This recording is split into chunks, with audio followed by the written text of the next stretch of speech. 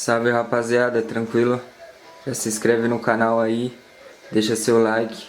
Vou mostrar a produção de hoje. A produção de hoje é nessa sacolinha aqui, ó. Sacola boca de palhaço, 25 por 35. Meu berço já tá com a marcação aqui, ó, certinho. Entendeu? Essa daqui é a marcação.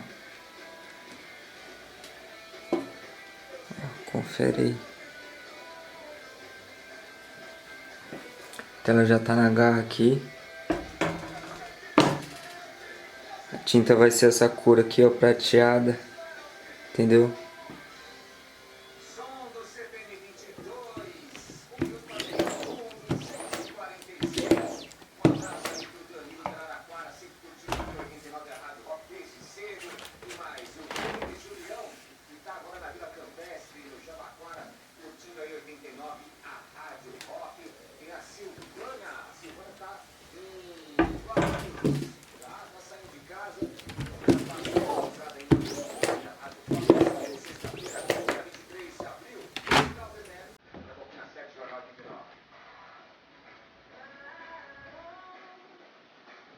Aí se liga como fica legal o preto com a tinta prata.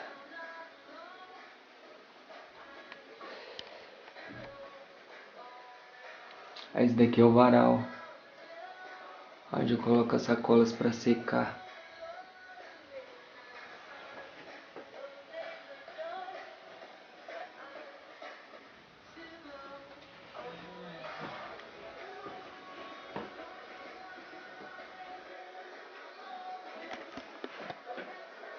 Logo menos eu vou fazer um vídeo aí mostrando aqui a estamparia.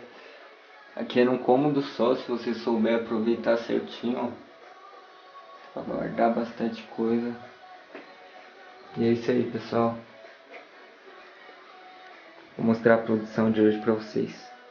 E vamos lá.